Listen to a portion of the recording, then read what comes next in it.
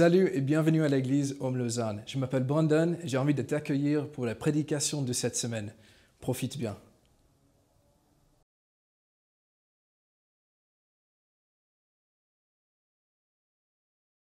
Je serai un peu plus sympa, ok? J'aurai une voix un peu plus normale. Mais on va passer un bon temps tous ensemble. On a un temps de message qui démarre là. Et puis, je vais terminer, comme ça a été dit, une série de messages qu'on a commencé en janvier qui s'appelle Focus. En janvier, souvent, c'est là qu'on a les résolutions. On se met un peu les objectifs pour l'année à venir. On regarde où on s'en va. Puis on s'est dit, c'est une bonne idée. Ce serait une bonne idée de faire une série Focus où on reprend un peu des basiques. On revient à certains thèmes, des choses dont on parle beaucoup.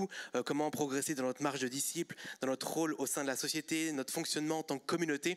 On a réabordé un peu ce genre de choses, un peu des basiques, on revient à ces choses-là pour mettre notre focus sur Dieu pour l'année 2024. Pas mal, n'est-ce pas? Donc on n'est plus en janvier, on est en février. Je ne sais pas si vous avez mis des résolutions dans votre vie 1er janvier. Je ne sais pas si elles sont encore là ou pas. Mais en tout cas, avec notre série, on propose des pratiques spirituelles, des choses concrètes pour garder et vivre notre focus, vivre notre année avec le focus sur Dieu. Donc, il y a toutes sortes de choses qui veulent voler notre focus dans la vie. Je pense à nos téléphones, n'est-ce pas? Une petite notification, paf! Ah oui, quoi? Et puis, le téléphone vibre, il y a un truc et ça capte notre attention. Et puis, les réseaux sociaux et tellement de choses veulent s'accaparer notre attention. Et combien de fois ça nous arrive, on va sur notre téléphone parce qu'on a une vibration ou alors même pas. Tu veux chercher un truc sur Internet, puis tu as une petite notification Instagram, puis tu ouvres, puis tu scrolles, puis 10 minutes plus tard, tu es là. Attends, déjà, pourquoi j'étais sur mon téléphone? Et impossible de savoir, tu vois. Nos téléphones, les montres connectées, les publicités, il y en a partout. J'ai lu une étude récemment, c'est genre, il y en a, je sais plus quoi, 10 000 fois plus, je crois, des publicités par jour qu'on voit qu'il y a genre 50 ans. C'est de la folie. Partout, on veut notre focus en même temps. Et il y a des gens, j'ai même entendu dire, pas ici, aucun d'entre vous, ça c'est sûr, c'est pas ici que ça se passe, mais j'ai entendu dire, il y a des gens, ils regardent la télé et en même temps, ils scrollent sur leur téléphone. Mais ça se passe pas ici, je suis sûr, personne ne fait ça ici. Le focus, on veut, notre focus a un prix et puis les gens sont prêts vraiment à le vouloir. Donc dans cette série, on veut répondre à cette problématique d'avoir le focus qui peut partir dans toutes sortes de directions et pour le mettre sur Dieu. Alors, je vais conclure cette série avec un thème axé sur la générosité. Surprise, on va parler d'argent ce matin et peut-être tu n'étais pas préparé à ça et c'est peut-être un sujet un peu tabou ou compliqué, mais on croit qu'on peut parler de tout à l'église, qu'il faut parler de tout, qu'on veut être équipé à propos de tout et même si c'est tabou, peut-être encore plus en Suisse, c'est l'occasion d'en parler, sachant qu'il faut qu'on apprenne à naviguer dans une réalité où on dépense de l'argent, on reçoit de l'argent. Qu'est-ce que la Bible dit à propos de l'argent? Et puis je ne vais pas m'étaler sur des chiffres de combien de versets il y a dans la Bible qui parlent d'argent, mais c'est beaucoup, beaucoup, beaucoup. La Bible parle énormément d'argent. Et je l'ai dit, le thème, c'est pas l'argent, c'est la générosité. On va toucher à l'argent, évidemment, mais c'est la générosité. Donc j'aimerais commencer par lire un passage avec vous, situé dans l'évangile de Luc. Si tu as une Bible, ouvre-la avec moi, si tu veux suivre sur ton téléphone. Aussi, Luc 12. On va lire les versets 13 à 34. Ça va s'afficher aussi au-dessus de moi. Accrochez-vous, c'est 20 versets. Ça peut être beaucoup, mais vous inquiétez pas, ça va bien aller. On se revoit de l'autre côté, ok ? Avant d'entrer dans le texte, le temps que tu cherches un petit peu ton chapitre, Luc, là où on en est à peu près, Luc 12, Luc 11, 12, 13, on voit Jésus qui donne beaucoup d'enseignements. Il donne des enseignements, puis une parabole pour expliquer. Des fois, il explique la parabole à ses disciples, puis pas à la foule, des fois oui. Mais il est dans un élan d'enseignement. Et là, on reçoit un enseignement dans ce qu'on va dire qui parle d'argent et aussi une parabole. Et il y a des conseils dedans, et puis on va prendre tout ça. C'est parti, Luc 12, versets 13 à 34. Du milieu de la foule, quelqu'un dit à Jésus, « Maître, dis à mon frère de partager notre héritage avec moi. » Jésus lui répondit, « Qui m'a établi pour être votre juge ou pour faire vos partages ?» Puis il leur dit, « Gardez-vous avec soin de toute soif de posséder, car la vie d'un homme ne dépend pas de ses biens, même s'il est dans l'abondance. » Il leur dit cette parabole. Les terres d'un homme riche avaient beaucoup rapporté. Il raisonnait en lui-même, disant, « Que vais-je faire ? En effet, je n'ai pas de place pour rentrer ma récolte. Ok, voici ce que je vais faire, se dit-il.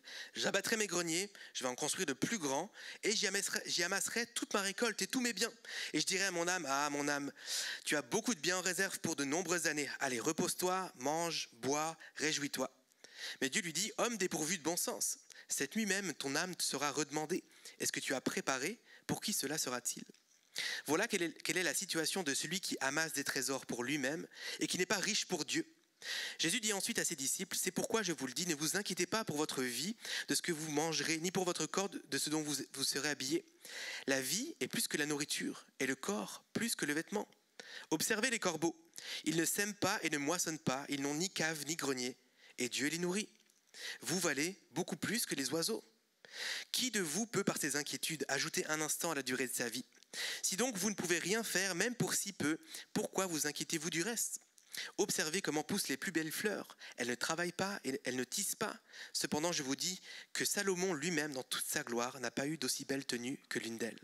Si Dieu habille ainsi l'herbe qui est aujourd'hui dans les champs et qui sera demain jetée au feu, il le fera d'autant plus volontiers pour vous, gens de peu de foi. Et vous ne cherchez pas ce que vous mangerez ni ce que vous boirez, et ne soyez pas inquiets. En effet, tout cela, ce sont les membres des autres peuples du monde qui le recherchent. Votre Père sait que vous en avez besoin. Recherchez plutôt le royaume de Dieu, et tout cela vous sera donné en plus. N'ayez pas peur, petit troupeau, car votre Père a trouvé bon de vous donner le royaume. Vendez ce que vous possédez et faites don de l'argent.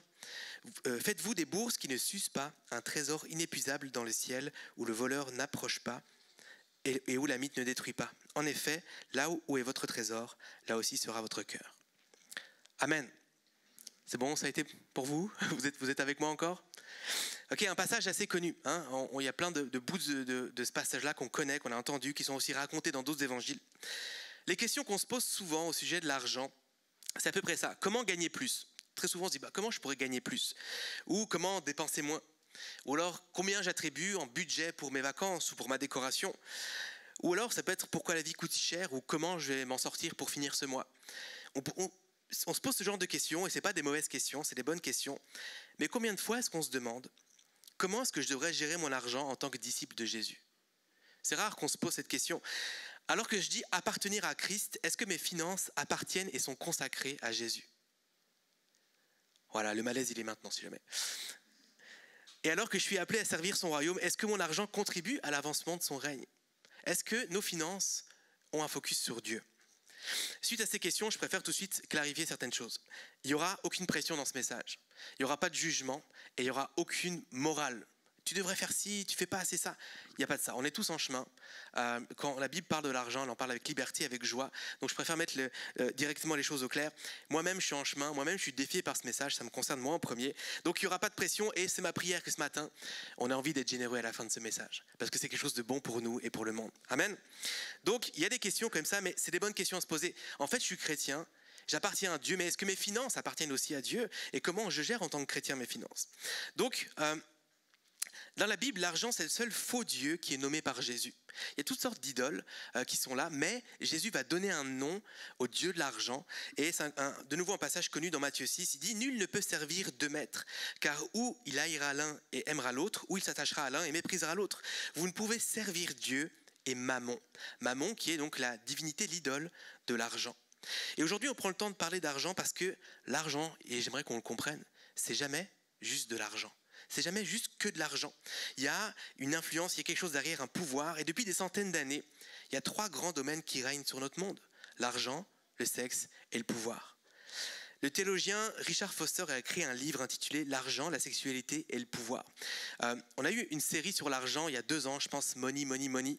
Body, Body, Bonnie, avec mon nez, ça donne ça. Money, Money, Money. Et puis, j'ai pas mal cité ce théologien-là. Et vraiment, ce livre, il est incroyable. Pour ta marche de disciple, ta marche de foi, pour être challengé dans ton éthique par rapport au sexe, à l'argent et au pouvoir, tu peux lire ce livre. Et viens me voir à la fin si ça t'intéresse. Je peux te donner, je pense, accès à ce livre sans trop de problèmes.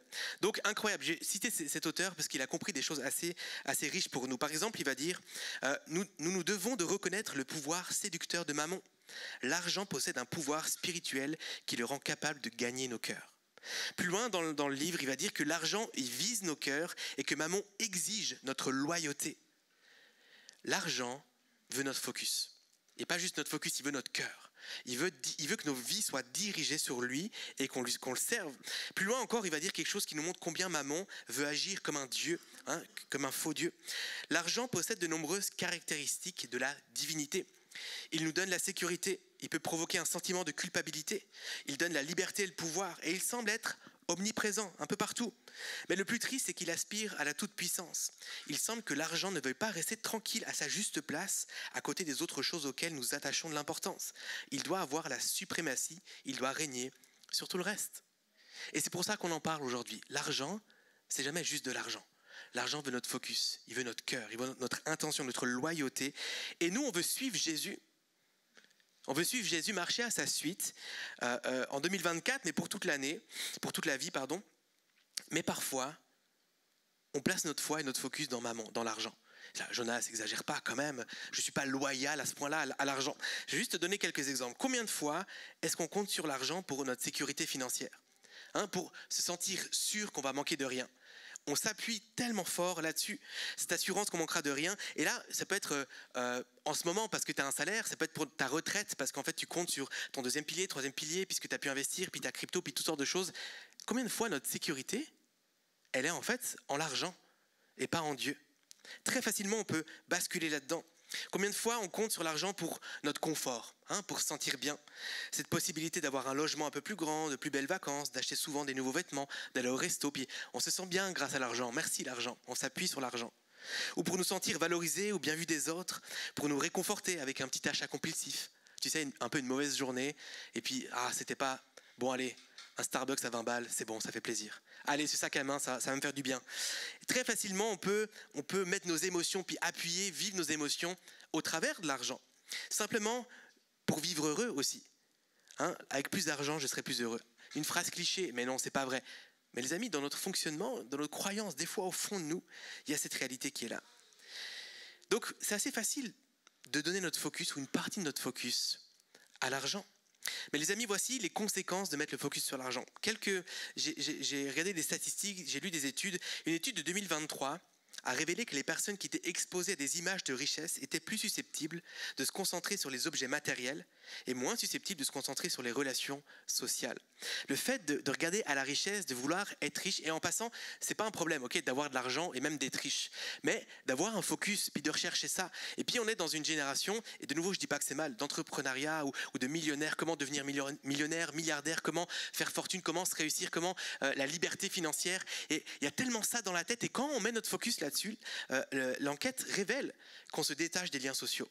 Et je rappelle les amis qu'on a été créés à l'image de Dieu, qui lui-même est pluriel, est en relation avec lui-même, et on a été créés pour être en relation avec lui, les uns avec les autres. Et dans notre monde aujourd'hui, je crois que la solitude n'a jamais touché et impacté notre monde autant qu'aujourd'hui.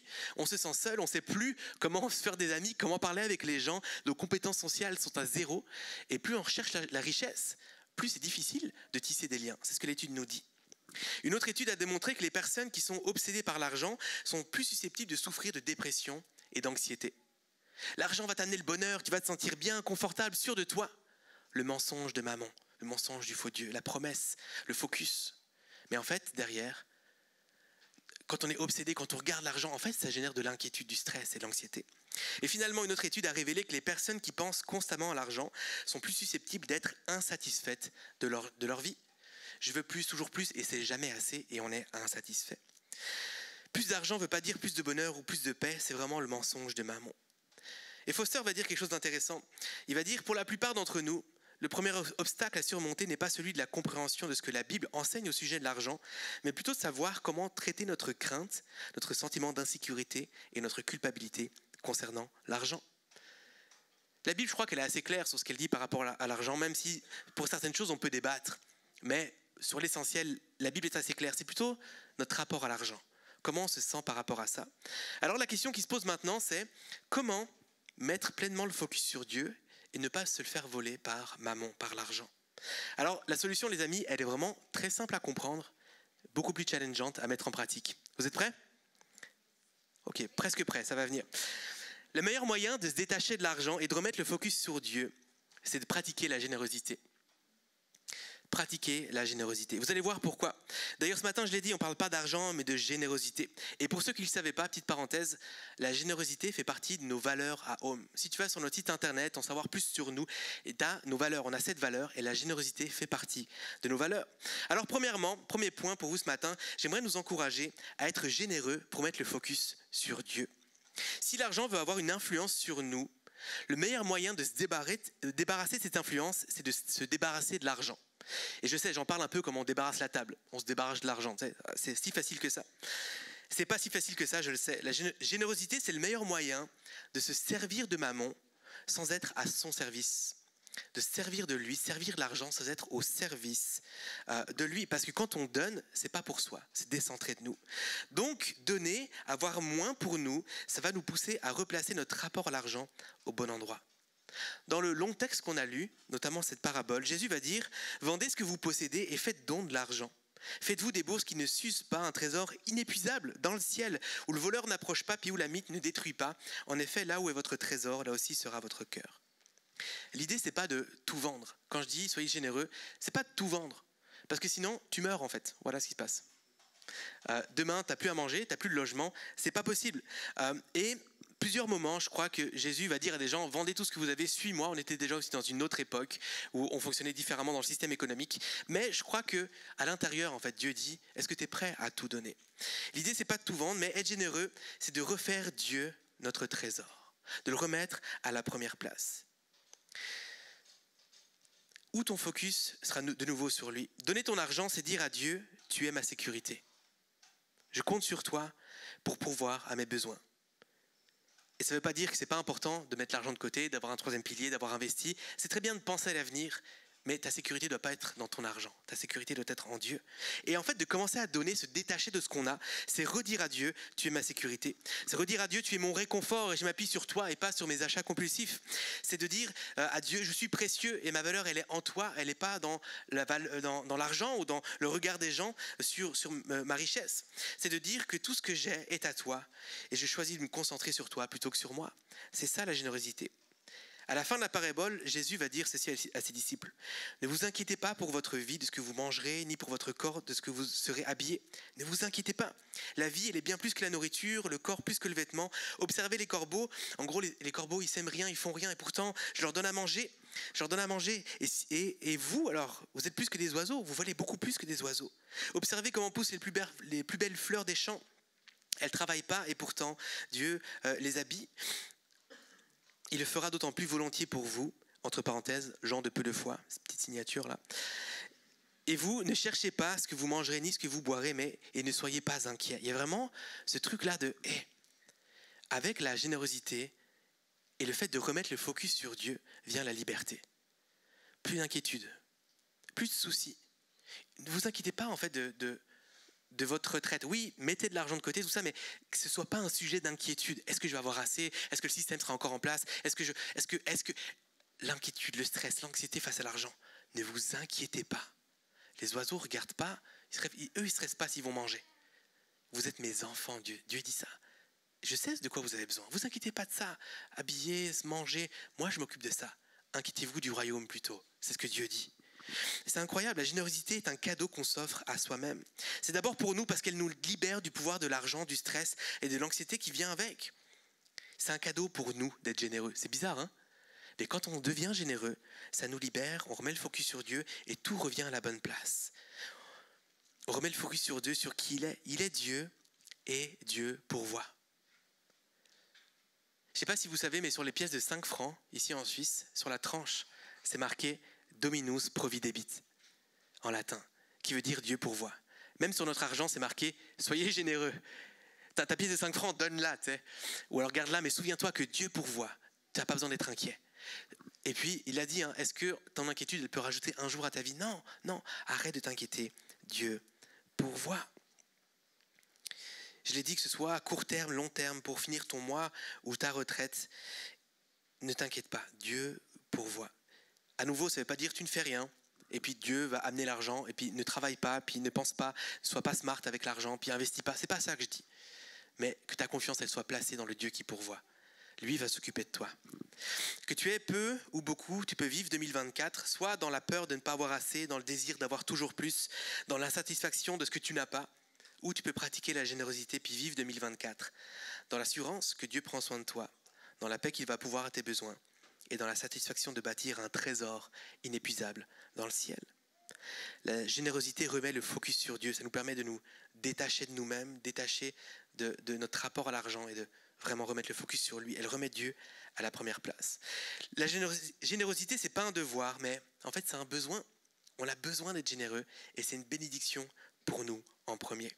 Et on comprend aussi que la générosité, c'est pas juste donner de l'argent. En fait, c'est un style de vie, une façon de vivre. C'est pas juste une pratique que j'ai donnée une fois et c'est fini. Non, un style de vie, de vivre la générosité, de la pratiquer et de garder le focus sur Dieu. Donc, donner, être généreux, nous permet de mettre le focus sur Dieu. Deuxièmement, c'est aussi un moyen de mettre le focus sur la mission de Dieu. C'est mon deuxième point. Être généreux pour mettre le focus sur le plan de Dieu. Robert Speer, qui est un auteur considéré comme une autorité en matière de mission au XIXe siècle, il dit « Nous ne pouvons pas servir en même temps Dieu et Mammon, mais nous pouvons nous servir de Mammon pour servir Dieu. » D'ailleurs, dans la parabole qu'on a lue, Jésus, il parle de ne pas amasser des trésors pour soi-même, mais d'être riche pour Dieu. D'avoir une richesse, nos biens, qui ne soient pas focalisés sur nous, mais sur Dieu. Il va aussi dire de ne pas s'inquiéter des besoins de la vie, parce que Dieu sait qu'on en a besoin, mais plutôt de chercher son royaume en premier. En fait, la générosité, ce n'est pas à propos de donner notre argent, mais d'utiliser l'argent de Dieu pour son royaume, pour son plan, pour sa mission. La Bible nous enseigne que tout appartient à Dieu. Tout appartient à Dieu. Agé, ok, c'est pas juste quelqu'un qui est âgé, c'est le nom de quelqu'un dans la Bible. Agé, chapitre 2, verset 8, il nous dit « Le Seigneur possède le monde et ses richesses, la terre et tous ses habitants. Tout est à Dieu. » Psaume 24, 1, « En effet, toute la terre m'appartient. » Exode 19, 5, « Tout est à moi sous l'étendue des cieux. » Job 41, 11, « En effet, l'or et l'argent du monde entier m'appartient. » Tout ce qui existe, l'argent, même les gens, appartient à Dieu. Et je crois que c'est important de comprendre ça. Ça va changer notre perspective, vous allez comprendre. Si Dieu est propriétaire de tout, ça fait de nous les intendants, les gestionnaires de sa fortune. Si jamais tu veux mettre quelque chose sur ton CV, tu peux rajouter gestionnaire de fortune. Grosse fortune à gérer, les amis. Un gros portefeuille. Et le théologien Donald Whitney explique très bien ce principe. Vous allez lire avec moi cette citation. Comment en fait on devrait se positionner avec nos richesses et comment on devrait les gérer. Cela signifie que nous sommes des gérants, ou pour employer le terme biblique, des intendants des choses de Dieu, que Dieu nous a confiées. Lorsqu'il était esclave, Joseph était l'intendant de Potiphar en Égypte, qu'il avait nommé responsable de sa maisonnée. Il ne possédait rien lui-même puisqu'il était un esclave, mais il administrait toutes les propriétés de Potiphar pour le compte de celui-ci. L'administration des ressources de Potiphar lui donnait le droit d'en faire usage pour subvenir à ses propres besoins, mais la responsabilité principale de Joseph consistait à les gérer au mieux des intérêts de Potiphar. Et c'est exactement ce que Dieu attend de nous. Dieu veut que nous fassions usage et que nous profitions des choses qu'il nous a données, mais en notre qualité d'intendant, nous devons garder à l'esprit qu'elles lui appartiennent et que nous devons avant tout nous en servir pour le bien de son royaume. Ça change la perspective, n'est-ce pas ? On peut jouir pleinement de ce que Dieu nous met entre nos mains, mais ultimement notre argent, nos biens devraient servir sa volonté et son plan. En fait, quand on donne notre argent, notre offrande, notre dîme, peut-être ici, pour ceux qui la donnent, en fait, souvent on se dit, tiens, voilà tout ce que j'ai, voilà mes finances, combien je vais prendre de ça, et puis je vais être généreux pour donner. Et puis, des fois, on peut être un peu fier. Oh, moi, je ne donne pas 10%, je donne 12%. T'sais. On peut être un peu fier. Alors qu'en fait, si on réfléchit bien, tout est à Dieu, puis on devrait plutôt se dire, voilà tout ce que Dieu m'a donné, tout ce que j'ai, c'est à Dieu. Combien de là-dedans je vais garder pour subvenir à mes besoins ? Combien j'estime que j'ai besoin pour moi ? Et en fait, tout le reste devrait être à Dieu. Et là, c'est un peu moins confortable, n'est-ce pas ? Se dire, ok, c'est pas j'ai mes trucs à moi, j'ai travaillé et je suis généreux. Non, en fait, c'est pas que je suis généreux, c'est qu'en fait, j'avais un prof d'ailleurs à l'école biblique qui disait, en parlant de la dîme, souvent on parle de 10%. C'est pas qu'on donne 10%, c'est qu'on garde 90% pour nous. Égoïstement, ou pas égoïstement, mais c'est un principe, un fonctionnement. On garde 90% pour nous. Et si on n'avait pas besoin de 10%, ou si on n'avait pas besoin de 90%, il faut changer les piles ? Ok.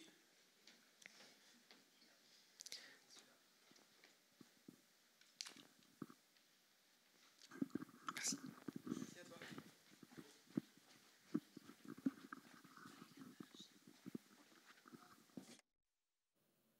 Trop bien.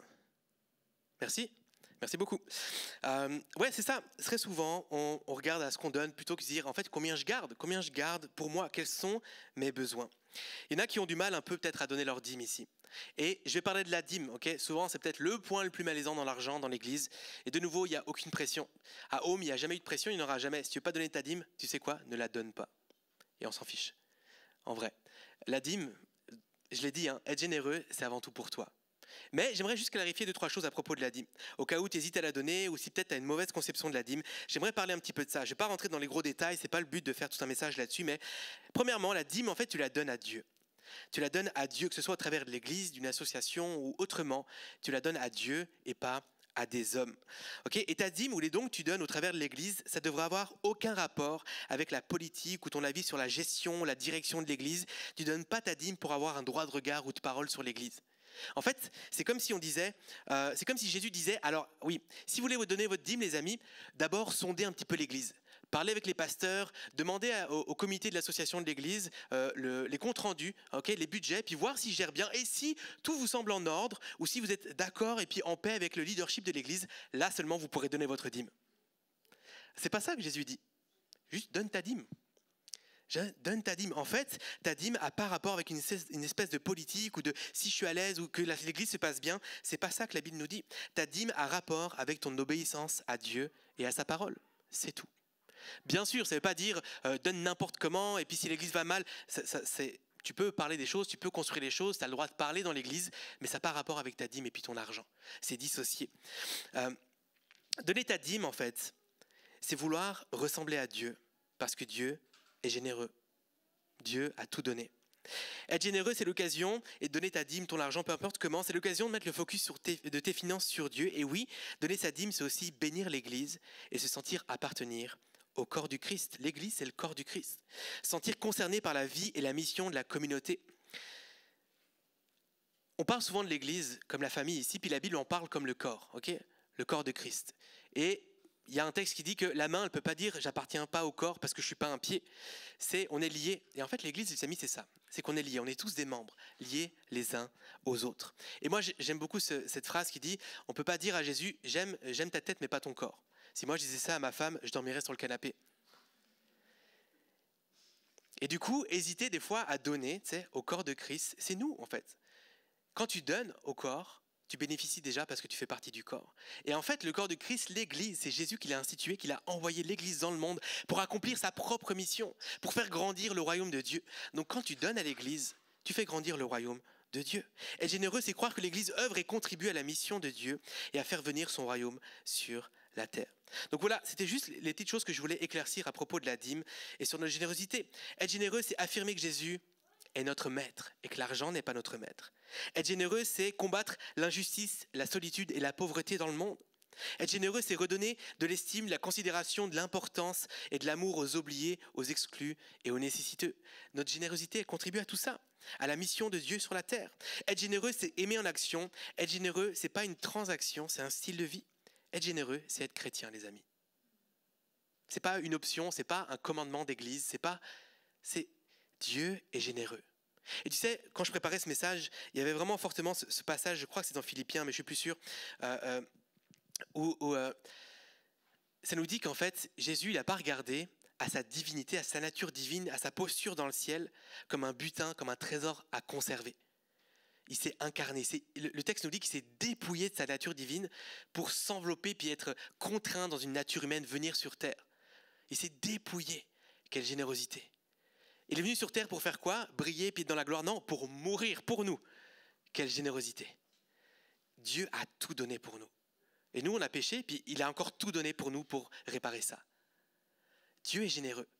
Il nous appelle à être comme lui, à nous donner à Dieu, mais pas juste avec nos belles paroles, puis notre adoration, puis notre évangélisation, et puis nos prières, et puis tout. Je l'ai dit au début. Si je dis appartenir à Christ, est-ce que mes finances appartiennent aussi à Christ? Et ma façon de les gérer, est-ce que ça reflète ça dans ma marche de disciple? Et moi, je me pose ces questions, les amis, ça se tourne vers moi. Il y a des périodes dans ma vie, j'étais beaucoup plus intentionnel que d'autres par rapport à ça. Mais est-ce que ton budget reflète ta générosité?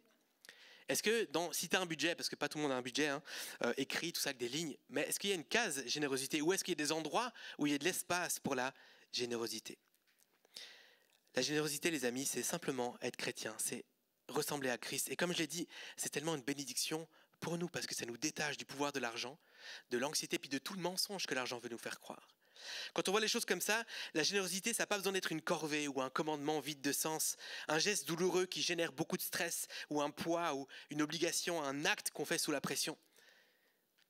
la générosité comme Dieu la voit, elle est pleine de vie en fait. Elle est joyeuse et elle apporte la vie là où on est généreux. Elle restaure la relation avec Dieu, c'est un acte joyeux et puissant et elle participe à la mission de Dieu. La première raison d'être généreux, c'est parce que Dieu est généreux. Amen. Dieu est généreux. Alors les amis, être généreux pour soi parce qu'on en a besoin, ça nous détache de l'influence de Mammon, mais être généreux aussi envers les autres et envers le royaume, au travers de l'Église, au travers d'autres choses. Moi, je vous encourage à donner votre dîme parce que c'est biblique, mais il n'y aura aucun jugement puis aucun poids là-dessus sur vous. Et troisièmement, j'aimerais terminer en vous donnant un peu des clés pratiques. Okay ? Comment je peux développer ma générosité ? Parce que clairement, être généreux, ça n'arrive pas tout seul en tombant du ciel. On prie pour être généreux. Non, Dieu va dire, sors déjà l'argent de ta poche, puis tu vas voir, ça va commencer comme ça. Il faut se mettre en action, commencer à exercer la générosité. C'est comme un muscle. Hein. Et j'aimerais, juste avant de donner ces clés pratiques, peut-être nuancer certains aspects, préciser certaines choses. Déjà, pour commencer à donner, il ne faut pas s'endetter. Okay ? Si tu veux donner, commencer à être généreux, mais que tu es dans des dettes absolument faramineuses ou même des petites dettes, peut-être ce n'est pas le bon moment pour commencer à dire je vais creuser ma dette pour donner à l'église. Pas bonne idée du tout, pas bonne idée. Il y a deux options les plus évidentes qui est, tu peux chercher à gagner le plus possible pour pouvoir donner le plus possible. Ça veut dire en gros, gagner plus d'argent, mais garder ton style de vie. Ça veut dire que tu accumules plus d'argent et tu peux donner plus d'argent. Et il y a l'autre côté, tu peux te dire, moi je ne peux pas gagner plus d'argent ou je ne veux pas gagner plus d'argent, mais ce que je peux faire, c'est diminuer mon style de vie et donc économiser de l'argent pour pouvoir donner plus. Pour être généreux, il faut que l'argent sorte de quelque part. Il faut avoir de l'argent, tu vois, et de l'argent qu'on arrête de dépenser ou alors qu'on gagne plus. Ça, c'est comme les deux évidences. Donc, si toi, tu es dans des dettes pas possibles, tu ne peux pas diminuer ton style de vie parce que tu dois d'abord rembourser tes dettes, peut-être mets la priorité là-dessus. En tout cas, je ne suis pas en train de dire dans ce message, il faut que tu donnes absolument, même si tu n'as rien. Ce n'est pas ça que je dis. Par contre, tout à fait, si tu peux donner 5 francs par mois, donne 5 francs par mois. Parce que tu pratiques déjà la générosité et tu développes une habitude. Donc, c'est aussi l'occasion de dire que Dieu, il n'est pas contre la richesse. Je l'ai dit avant, mais Dieu ne va pas dire ne sois pas riche. Malheureux sont les riches. C'est pas forcément ça. La Bible prévient que c'est plus difficile de se détacher de l'argent quand on en a beaucoup. La Bible va dire par exemple, si votre richesse augmente, que votre cœur ne t'y attache pas. Ta richesse peut augmenter, mais veille à ce que ton cœur ne s'attache pas à ça. Et Paul recommandait à ceux qui possèdent des richesses en ce monde de se garder de toute arrogance, de ne pas fonder leur espoir sur la richesse, car elle est instable, qu'ils placent leur espérance en Dieu, qui nous dispense généreusement toutes ces richesses pour que nous en jouissions. Donc, tous ceux qui possèdent des richesses, ce n'est pas un problème. Il va juste dire, justement, je parlais de troisième pilier ou autre chose, c'est très bien, mais c'est instable en fait. Il n'y a que Dieu qui est parfaitement stable. Et ce n'est pas un problème d'être riche. D'ailleurs, il y a dans le livre de l'évangile de Matthieu, au chapitre 19, l'histoire du jeune homme riche. Le jeune homme riche arrive vers Jésus et lui dit, qu'est-ce que je dois faire pour être sauvé ? Voilà les commandements que tu peux respecter. Puis il lui dit, mais je respecte ces commandements depuis ma jeunesse en fait. Il lui dit, ok, va, vends tous tes biens, puis suis-moi. Le jeune homme riche repart triste, la tête vers le bas, parce qu'il avait de grands biens. Et ça montre juste en fait que Jésus n'était pas en train de dire, tu vois, les riches, ils vont pas dans le royaume de Dieu. Non, il est en train de dire, c'est plus dur aux riches de se détacher de leur richesse. Donc, aucun problème, tu veux devenir riche, fais juste très attention, construis-toi un bon entourage, et surtout que ton focus soit toujours sur Dieu. Tous les chrétiens ne sont pas appelés à faire vœu de pauvreté, c'est important à dire dans l'Église. Tous les chrétiens ne sont pas appelés à devenir riches, mais tous les chrétiens sont appelés à être généreux. On est d'accord avec ça ? Yes. L'important, c'est que l'argent ne devienne pas notre maître, que l'argent ne vole pas notre focus, qu'il ne déforme pas notre façon de voir les gens et le monde aussi, qu'il ne nous pousse pas à le craindre ou à le désirer, que l'argent ne soit pas un Dieu dans lequel on place notre sécurité et notre bonheur. Apprendre à se servir de l'argent sans le servir. Ok, donc en terminant, 5 pistes concrètes pour développer notre générosité. Premièrement, premier pas, sonde ton rapport à l'argent. C'est la première chose qu'on devrait faire, je crois, quand on réfléchit à nos finances en tant que chrétien, c'est de se dire quel est mon rapport à l'argent. Est-ce que je compte sur l'argent pour ma sécurité ou mon bonheur ? Est-ce que je m'appuie sur l'argent pour la gestion de mes émotions ? Parce que je suis triste, parce que je dois compenser, parce que sondez notre cœur par rapport à ça. Je crois que c'est difficile d'être généreux si on n'est pas déjà détaché de l'argent, si on ne remet pas les choses avec Dieu. Deuxièmement, rends-toi redevable envers quelqu'un. On pousse beaucoup ici aux relations à homme, aux amitiés, à la redevabilité, on est très intentionnel, c'est très bien, continue de le faire, Mais c'est rare qu'on parle d'argent dans nos amitiés. Je prie pour toi, courage pour ton travail. Ce que tu vis en ce moment, c'est difficile, ou cette relation, ce truc. Mais c'est fou, combien de fois on se challenge par rapport à l'argent? Je t'encourage, si tu as quelqu'un avec qui tu chemines déjà, avec qui tu pries régulièrement, rends-toi redevable. J'ai fait le premier point là, je me suis sondé, j'ai une tendance à placer ça dans l'argent. J'y veille, mais ça te dirait de veiller avec moi là-dessus, ça te dirait de prier avec moi là-dessus. Et puis tu peux t'encourager mutuellement à la générosité. Et puis toi, tu arrives à être généreux, pas vraiment et tout. Ça te dirait qu'on regarde un petit peu combien on arrive à mettre de côté chaque mois pour être généreux. Donc rends-toi redevable envers quelqu'un, parle d'argent avec quelqu'un, choisis bien cette personne, ok, mais mets ça devant lui, puis construisez quelque chose ensemble. Quelqu'un avec qui aussi tu peux confesser, dire ok, je suis complètement dépendant de l'argent et ça ne va pas du tout pris pour moi. C'est ok, on est tous en chemin. Troisième conseil et troisième piste en fait pour travailler la générosité, reste connecté à la pauvreté. Reste connecté à la pauvreté. Notre richesse nous éloigne des pauvres et de leurs souffrances. Ça nous fait prendre la distance. Donc on se doit, et les amis, je sais que on a tous peut-être des revenus différents ici, mais si tu gagnes 3 000 francs, 4 000 francs, 5 000 francs par mois, on fait partie des plus riches de la Terre. C'est incroyable, juste que tu puisses lire un livre, c'est un privilège énorme. Et en fait, il y a toujours plus riches et moins riches. Okay, c'est ça l'idée, c'est pas de se dire oh là là, j'ai tellement d'argent, mais je culpabilise, je donne rien parce que moi, en fait, ensuite, j'ai un loyer énorme. Oui, c'est une réalité, tu vois, mais juste rester connecté à la réalité qu'il y a des gens qui ont besoin. Il y a des gens qui ont besoin. Ça nous pousse, en fait, ça nous rappelle déjà qu'on a les moyens d'être généreux, même à petite échelle, et ça nous motive à être généreux, dire ok, il y a des gens qui souffrent dans la rue, il y a des gens qui souffrent dans le monde, ça peut être lire les journaux, écouter les nouvelles. Des fois, on aime bien se dire il y a trop de souffrance, je me ferme. Les gens dans la rue, ok, je ne sais pas si c'est une arnaque ou quoi, je trace, tu vois. Gardons les yeux ouverts et le cœur connecté à la pauvreté. Ça nous rappelle qu'il y a besoin de générosité et ça nous pousse à la générosité. Quatrième piste, conseil, suggestion, travaille le contentement. Ah ouais, le contentement, c'est un truc vraiment difficile, mais le contentement, ça nous aide à la générosité. Et le contentement, c'est d'être satisfait et heureux dans l'abondance ou la pauvreté, en fait, avec ce qu'on a aujourd'hui. Et je t'encourage à aller écouter un message que j'ai prêché exprès là-dessus, ici à Home, je crois que c'était il y a 2 ans. Si tu es intéressé par ce message, vraiment, je détaille vraiment le contentement, je donne des clés très pratiques pour le développer. Tu as juste à taper dans Google ou autre navigateur de recherche, apprendre le contentement, Église Home, et tu tombes dessus. Facile. Pour travailler le contentement, je te donne quand même 2-3 choses que tu peux faire. Tu peux jeûner. Jeûner, c'est arrêter de manger la nourriture et là, tu es obligé de te contenter de ne pas manger. Et ça travaille, ça fait quelque chose en toi. J'en ai parlé ici justement à propos du contentement. Moi, je l'ai fait pendant 1 an et demi, 2 ans. Tous les lundis, je jeûnais quasiment une journée juste pour travailler le contentement dans ma vie, de me dire, j'ai pas de nourriture et c'est OK. C'est pour nous apprendre en fait à dire, si je me prive de 50 francs ce mois-ci, d'un cinéma, de 2 restos, d'un McDo, et de me dire, c'est OK si je me prive de ça, j'ai déjà un pouvoir de générosité en fait. Et on peut travailler le contentement par le jeûne. Le jeûne, comme je l'ai dit, c'est un style de vie en fait, la générosité. Donc tu peux jeûner, ou si jeûner c'est peut-être un peu vague pour toi, comment le faire, quoi faire. Voilà un truc pour le contentement. Écoute-moi bien. Arrête de manger du sucre, du chocolat et tout ça. Les amis, je crois que ça ce serait mon plus grand challenge. C'est tellement dur. Ou alors, arrête de boire autre chose que de l'eau. Ouh là là, tous les addicts au café là. Mais il y a de l'eau dans le café. Ouais, mais il y a aussi du café dans le café. Et puis tous les sodas, et puis du sirop, et puis je sais pas quoi. Bois que de l'eau, là, même juste pendant 2 mois, 3 mois, tu vas travailler le contentement, ok ? T'es pas obligé de le faire. C'est un conseil si tu veux travailler le contentement et développer ta générosité. Ou alors ce que tu peux faire aussi, si tu donnes déjà, tu peux augmenter tes dons et donc diminuer ton niveau de vie. Moi, j'avais un enseignant, un exemple, c'était un maître Yoda. Je te donne un exemple. Une fois, en premier cours de session, il y a des gens qui n'avaient jamais pris un cours de théologie, jamais pris un cours de biblique. Ils sont là, je les connais, moi ça faisait déjà un moment que je connaissais ce prof. Et il est là avec un accent un peu anglais. D'après vous, pourquoi Dieu a créé le cosmos ? Et il ouvre la classe comme ça, il n'y a pas de bonjour, bienvenue, je suis là, ok. Mais cet homme était très sage et incroyable. Et cet homme-là, il disait, moi mon challenge c'est de donner 1% de plus chaque année. Je suis là, quand même. Tu t'arrêtes où ? Tu as commencé quand ?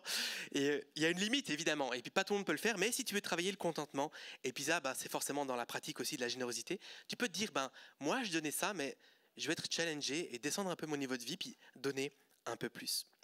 Et cinquièmement, donne ta dîme ou, si la dîme, tu as un problème avec ça, viens, on en parle, mais sois généreux de façon récurrente.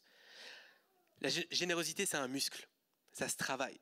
On veut pratiquer une vie de générosité, comme je l'ai dit, ce n'est pas une transaction unique. Et ce que j'aime avec la dîme en particulier, c'est qu'elle revient chaque mois. Et chaque mois, c'est l'occasion de se dire, ok, je fais le choix d'être généreux. Ok, je me redétache encore de l'argent. Ok, je choisis de donner à Dieu. Ok, je choisis de faire confiance. Chaque mois, c'est l'opportunité, la possibilité de ressembler à Dieu, mais aussi de faire confiance à Dieu puis d'être généreux. Tu peux aussi définir une somme de générosité à placer dans ton budget, je le disais, et moi je la placerai à côté de la dîme, mais si tu n'arrives pas à le faire, libre à toi, de dire ok, en fait je vais me mettre un budget générosité. Chaque mois je mets 50 francs où je vais bénir quelqu'un avec. Et puis, ça te laisse ouvert, le regard ouvert sur qui peut-être aurait besoin de ça, prier là-dessus, puis dire, je vais payer un repas à quelqu'un, ou 2 repas, ou des courses, donner 50 en cash à quelqu'un, ou faire autre chose. Mais donne régulièrement ton argent, parce que ça va garder ton focus sur Dieu, ça c'est une clé, et puis de pratiquer ce truc de « je suis généreux ». Je veux être généreux, je veux vivre une vie généreuse. Dieu était généreux, il est avec moi, il l'a été, il le sera, il souhaite que je le sois. Je veux l'être régulièrement. Et il y a toutes sortes de façons d'être généreux. Au début, j'avais fait une liste, ton énergie, ton temps. Les amis, on donne notre temps, notre énergie, on le fait. L'argent, c'est un vrai défi. Soyons généreux avec notre argent. Amen. Amen, oui, d'accord. Je vais terminer juste avec une illustration personnelle, un exemple de vie personnelle. Après, on ira dans un temps de sainte scène et de louange, mais juste pour vous dire qu'on est tous en chemin. Et qu'il y a des périodes, c'est plus ou moins facile de vivre ces choses-là. J'avais prévu une plus longue histoire, mais je vais la raccourcir. En novembre 2023, novembre dernier, on s'est fait pirater notre carte de crédit, puis on s'est fait voler plusieurs milliers de francs. Et c'était dur parce que non remboursable. Donc tout d'un coup, les petites économies qu'on avait, elles sont parties. On a fait un choix avec ma femme de vivre simplement. On vit avec 110% de salaire. Et puis, c'est notre choix. Puis, notre niveau de vie, déjà, il y a 1 an et demi, on l'a réduit de 20% pour vivre plus en paix avec notre rythme de vie, pas être malade tout le temps. Voilà. Et déjà, c'était un step, ok, 20% de moins. J'ai dû réaligner vraiment à ce moment-là, dire, ok, en fait, ma sécurité, elle n'est pas dans ces 20%. On va diminuer notre style de vie, puis ça va aller. Et puis, en vrai, ça a été. J'ai dû me réaligner plusieurs fois, mais ça a été. Et là, on se fait voler plusieurs milliers de francs. Et la panique arrive. La panique arrive vraiment. Je suis là, comment on va faire ? Là, on est en novembre, bientôt, il y a les impôts, j'ai mon abonnement de train à renouveler annuellement au début de l'année. Il y a ci, il y a ça qui arrive, il y a des factures, il y a des trucs. Comment on va faire ? Panique, on vit l'injustice, on vit le truc, et il y a ce stress qui vient, il y a ce truc qui vient. Et je te le dis, tout d'un coup, j'ai réalisé, waouh, c'est fou comme... je suis attaché, ma sécurité, ma foi, très facilement, a été placée là-dedans. Et puis on discute, on regarde, on en parle aux gens, on fait le deuil de cette somme-là. Et en fait, au bout de, je crois, 24 heures, en fait, on se pose avec Nad, avec ma femme, on prie, on remet ça entre les mains de Dieu. Et puis on prie le Dieu qui pourvoit. Et tout redescend. Tout redescend. La réalité n'a pas changé, on est dans la galère, tu vois, il faut que ça change. Mais tout d'un coup, le focus était au bon endroit. Et les amis, juste pour vous dire, des fois, c'est pas qu'on est complètement dépendant de l'argent, complètement à côté de la plaque, mais le focus est juste un petit peu à côté. Pour ceux qui font un peu de photos, tu sais, quand tu prends une photo, portrait ou quelque chose comme ça, tu es content de ta photo, puis tu la regardes sur ton ordi en plus grand, et puis en fait, le focus, il est genre sur la main là, et pas sur le visage. Et le visage, il est juste un peu flou, t'es trop saoulé, ta photo, elle est ratée, tu vois. Et des fois, c'est juste ça, le focus, il est décalé de pas grand-chose. Il suffit de pas grand-chose pour que notre focus soit décalé sur l'argent. Alors on a prié, et puis ça ne veut pas dire qu'on s'est juste dit je mets le focus sur Dieu, puis Dieu va pourvoir, et puis je m'assieds, puis j'attends que ça tombe, tu vois. Non, on peut se mettre en mouvement, on peut trouver des solutions, c'est ce qu'on a fait. J'ai regardé avec mon travail pour faire un travail à côté de mon travail, et puis ça a été possible, ça n'a pas tout couvert, et puis on a prié. Et les amis, il y a aussi une enveloppe qui est arrivée dans notre boîte aux lettres avec une somme d'argent dedans, significative, pas du tout des milliers, mais quand même significative, anonyme. Si tu es l'auteur de cette enveloppe, merci. Franchement, je ne sais pas qui c'est, j'ai tellement soif de dire merci, un énorme merci pour cette enveloppe. Je pense qu'elle vient peut-être compléter la somme qu'on a perdue avec le travail que j'ai fait à côté, je ne sais pas. Un énorme merci pour cette enveloppe-là, c'est fou. Dieu pourvoit, en tout cas Dieu a pourvu au travers de toi. Et Dieu pourvoit, les amis, d'une façon ou d'une autre. On n'a pas besoin de s'inquiéter. Je peux inviter les musiciens à me rejoindre. On n'a pas besoin de s'inquiéter. Que ce soit pour des milliers de francs qu'on perd aujourd'hui, pour l'année qui vient, pour notre retraite, pour le manger, pour le boire. On n'a pas besoin de s'inquiéter, les amis. Je vous le dis, je suis le premier à m'inquiéter, vous le voyez. Mais il faut revenir à Dieu. Revenir à Dieu. Et des fois, une façon de revenir à Dieu, comme j'ai dit, il y a un rappel chaque mois qui est ma dîme, tu vois. Et dans toutes les périodes de ma vie, dans cette période où j'ai remis des milliers de francs, où j'ai perdu des milliers de francs, on ne s'est pas dit, peut-être là pendant 1 mois ou 2, on met la dîme de côté, on renfloue un peu le... On ne s'est même pas posé la question en fait. Et je pourrais témoigner de tellement de façons où en fait Dieu a béni. Je crois qu'il y a vraiment une bénédiction liée à la dîme, les amis, et à la générosité. Tu sais, je me souviens, ça me pop là dans ma tête, je me souviens une fois, j'étais jeune et j'avais 10 francs dans ma poche, et puis quelqu'un avait besoin d'argent, puis j'ai donné 10 francs. J'ai pas trop réfléchi, puis là, est-ce que j'ai bien fait de donner ces 10 francs? J'aurais dû, j'aurais pas dû, puis qu'est-ce qu'elle va faire cette personne avec ces 10 francs? Est-ce qu'elle va acheter de la drogue, de l'alcool, j'en sais rien. Et puis Dieu m'a directement dit, j'investis en qui tu investis. Et en fait, Dieu se sert de notre argent aussi, pour bénir, toucher, pour faire avancer son royaume. Et je suis là genre, ok Seigneur, je ne vais pas m'inquiéter parce que toi tu sais de quoi j'ai besoin. Tu nourris les oiseaux, tu fais pousser les fleurs des champs. Je vais m'inquiéter de ton royaume. Je vais donner pour ton royaume et te faire confiance pour ce que toi tu vas faire dans ma vie. Des tonnes d'exemples. Quand on est parti au Québec pour une formation biblique, on était sages, on a mis de l'argent de côté, tout ça. On avait un plan, travailler l'été, ça n'a pas bien marché ce plan-là. Mais on est arrivé sur place et puis pour accéder à une banque alimentaire, avoir de l'aide, on fait un petit budget. Alors il vous manque $700 par mois pour vivre ici 3 ans. On le savait plus ou moins, on n'avait pas mis les chiffres dessus. Donc 1400, 2 mois, 2100, 2800, ça va vite cet argent qu'on n'a pas. Et puis il y a des gens qui nous ont soutenus financièrement, pas des salaires, tu vois. Et puis le meilleur salaire qu'on a eu, finalement on est resté 4 ans, c'était un salaire à 100% pour 2 personnes. On est rentré du Québec avec des économies, tu sais. Et on a toujours donné notre dîme. Toujours donné notre dîme. Et même plus, on avait ce budget générosité qu'on essayait de mettre à côté et tout. Les amis, Dieu est fidèle. J'aimerais juste prendre chacun d'entre vous et vous dire, je t'assure, il est fidèle, je t'assure, il est fidèle. Il est fidèle. La générosité, et j'ai commencé comme ça, c'est d'abord pour toi. Pour te libérer de tes craintes, de ton stress, de ton anxiété, de ton désir de plus, de ne pas avoir assez, de ne pas être satisfait, de dire lui il a plus, je serais mieux avec un meilleur scooter, avec un nouveau laptop, avec un ci, avec un ça. Ce serait tellement plus facile si, oui, plein de choses seraient plus faciles. Bien sûr, ton bonheur, ta sécurité, ta paix, elle se trouve en Dieu, pas dans l'argent. Pas dans l'argent. Alors, la générosité pour toi et la générosité pour la mission de Dieu, ça passe par l'Église notamment, mais pas que. Mais pour toi et pour les gens. Amen. On va prendre un temps de Sainte Seine maintenant, que j'aimerais lier un peu à ce message. Et alors que la distribution peut commencer, on a des gobelets classiques, puis d'autres moins classiques, vous allez voir. Prenez ça dans vos mains, mais buvez, puis mangez pas tout de suite. On va pas forcément prendre tous ensemble, mais je trouve bien de la prendre pendant le premier chant qu'on va chanter après. La Sainte Seine, avant de mourir à la croix, Jésus prend un dernier repas avec ses disciples. Il partage le pain et le vin qui symbolisent son corps et son sang qui à la croix et leur dit « Faites ceci en mémoire de moi ». À chaque fois qu'on prend la Sainte Seine, l'idée, c'est de se rappeler la croix, ce que Jésus, il a fait pour nous. L'idée de la Sainte Seine, c'est aussi de s'identifier à ce sacrifice de Jésus. Je meurs à moi-même pour vivre avec lui. Il y a une dimension verticale et individuelle. Ça se passe entre Dieu et moi. Son sang a coulé pour me sauver, pour que je puisse être en communion avec lui, individuel, Dieu et moi, vertical. Mais il y a aussi une dimension horizontale et communautaire. Vous et moi, nous sommes le corps de Christ. Ce pain rompu en plusieurs morceaux, c'est vous et moi en fait. C'est l'Église. Ça représente notre communion à nous. Et je voudrais faire donc ce lien avec le message que j'ai partagé aujourd'hui. J'ai parlé de la générosité dans un axe personnel, être généreux pour nous.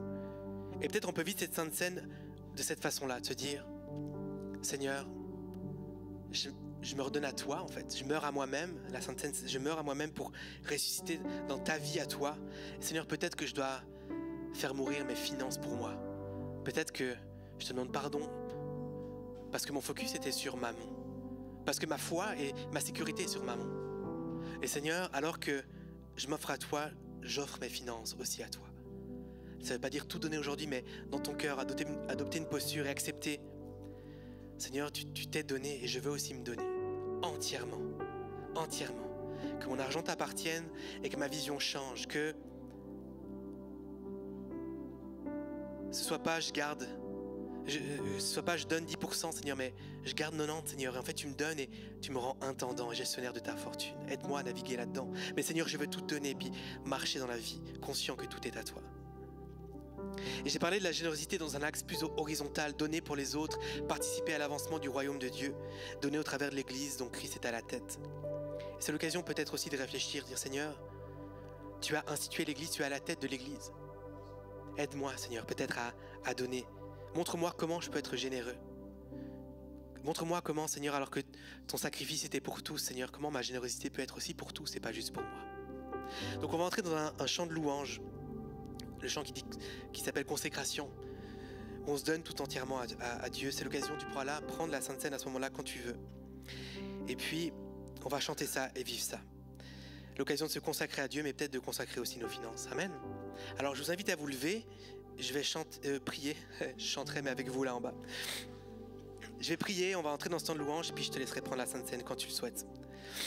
Seigneur, on vient devant toi très humblement, avec ce sujet tellement important, Seigneur, qui est présent partout dans le monde. On ne peut pas vivre sans argent. On doit apprendre à naviguer avec. Cet auteur, Richard Foster, parlait du labyrinthe de l'argent. C'est pas facile toujours de naviguer dedans. Éclaire-nous, Seigneur. Éclaire-nous, mais commence par nous donner une saine vision de l'argent, ta vision de l'argent. Viens sonder notre rapport à l'argent. Dieu ou mammon. Il n'y a pas d'entre-deux. Mammon veut tout notre focus, veut tout notre cœur. Et Seigneur, toi aussi, tu veux tout notre cœur et tout notre focus. Mets en lumière aujourd'hui et maintenant dans nos cœurs ce qui est ancré, placé en mammon. Mets-le en lumière et aide-nous à le mettre devant toi. Ta parole dit que tout ce qui est mis en lumière devient lumière, Seigneur. On veut mettre en lumière ces choses-là, ces comportements, ces fonctionnements, ces réflexes, notre sécurité, Seigneur, et on veut travailler dessus. Seigneur, te le donner, le mettre en lumière, mais travailler dessus, Seigneur. Apprendre, Seigneur, à mettre notre sécurité en toi. Et la façon de le faire, je le disais, Seigneur, c'est d'être généreux. Aide-nous à être généreux, c'est si difficile.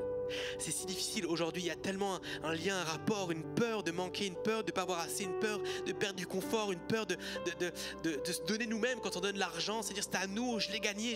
Seigneur, tu vois, c'est ce qu'il y a au plus profond de nous, Seigneur. C'est dans l'humanité, c'est ancré de tout temps, c'est là. Seigneur, tu es plus fort que ça. Tu es plus fort que ça, Seigneur. Apprends-nous à être généreux pour nous détacher du pouvoir de l'argent. Apprends-nous à pratiquer la générosité. Seigneur, apprends-nous à être comme toi. Tu t'es donné. Tu n'as pas regardé, Seigneur, à ta divinité comme un butin conservé. Tu t'es donné. Tu t'es dépouillé. Apprends-nous à nous dépouiller pour toi, Seigneur. Viens mettre, Seigneur, cette assurance dans le cœur de chacun d'entre nous qu'alors qu'on va être généreux, tu vas prendre soin. Non seulement tu vas pourvoir nos besoins, mais tu vas aussi nous libérer du stress et de l'inquiétude liée à l'argent. Aujourd'hui, demain et dans le futur, Seigneur. On peut préparer, anticiper, Seigneur, une bonne retraite, c'est très bien. Mais Seigneur, on l'anticipe surtout avec toi. Tu vas nous accompagner chaque jour. Tu vas pouvoir à chaque jour, qu'on soit dans l'abondance, Seigneur, ou dans la pauvreté. Tu es notre Dieu et notre sécurité. Tu es celui sur lequel on bâtit, sur lequel on s'appuie, sur lequel on construit notre vie, notre bonheur, notre épanouissement, Seigneur. On ne veut pas que ça dépende de maman. Seigneur, apprends-nous à être généreux pour nous libérer, mais apprends-nous à être généreux pour les autres. Seigneur, tu es en mission. Seigneur, ton royaume, Seigneur, tu veux le faire grandir ici sur terre. Tu l'as amené en venant, Seigneur, et tu comptes sur nous pour continuer à le faire grandir. Seigneur, et le royaume doit être financé. Seigneur, tu te sers de nous, nos dons, nos capacités, Seigneur, la parole, la bonne nouvelle de l'évangile. Mais Seigneur, il y a aussi besoin de moyens financiers. Seigneur, pour que l'Église grandisse, l'Église avec un grand E, pour bénir des gens, des associations, Seigneur, des gens qui se placent, Seigneur, dans la ville, Seigneur, pour combattre justement la pauvreté et l'injustice, Seigneur, l'indignation. On veut contribuer à ça aussi avec nos finances. Tu nous appelles à ça. Et Seigneur, on ne veut pas être généreux parce que c'est un commandement qu'il faut obéir à tout prix. Seigneur, toi-même, tu ne mets pas de pression sur nous aujourd'hui. Tu nous invites à être généreux parce que tu l'es. Et parce que c'est une bénédiction pour nous. Alors Seigneur, rends-nous capables, aide-nous. Vois chacun d'entre nous là où on en est, Seigneur. Et accompagne-nous, Seigneur, dans notre marche. Seigneur, pour mettre notre focus, le focus de nos finances, sur toi. On veut se consacrer à toi, au nom de Jésus. Amen.